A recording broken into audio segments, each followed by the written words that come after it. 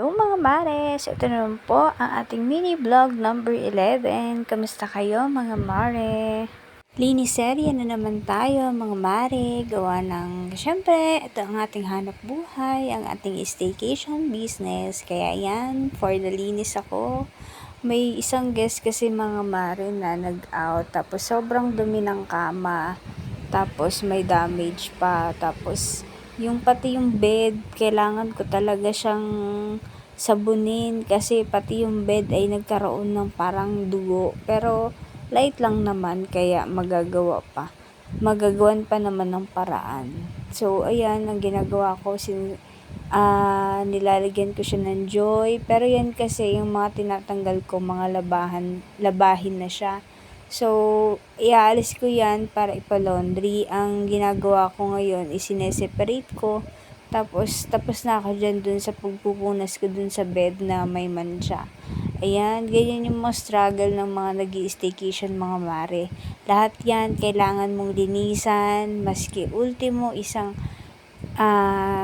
mancha or buhok or ipis man yan, kailangan mawala yan. Kasi yung ibang nating mga guests talaga namang napakaselan talaga nila pagdating sa kalinisan. Kaya yung priority talaga namin mga mare is yung paglilinis.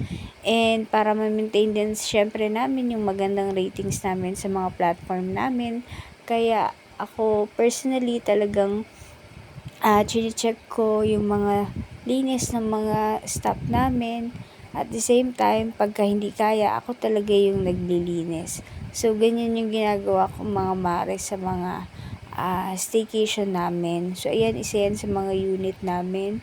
Hindi nga ayos yung kama na yan, gawa ng pati yung kama ay nabalian ng isang paa. Pero, maayos naman, matutornilyuhan. Kaya, nag-aantay din ako dyan ng maintenance. Wala na nga pala ako dyan sa video mga mare, gawa ng hindi ko alam kung may inaayos ako dun sa may kusina or meron ako inaayos sa may banyo kasi talagang sobrang dumi ng unit na yan pag check out ng guest namin. Repeat customer na namin yon, pero nagbayad naman siya sa mga damage niya and light lang naman, kaya okay lang, hindi naman kailangan ma-stress. Part yan ng business so dapat kahit na may ganun na iwan yung customer, ay customer service pa rin yung paiiralin. Hindi natin sila awayin, inform lang natin sila kung ano yung na-damage nila, and willing naman sila magbayad basta maayos lang yung pagkakausap natin sa customer. So, yun lang ang update natin sa ating linis series ng ating staycation.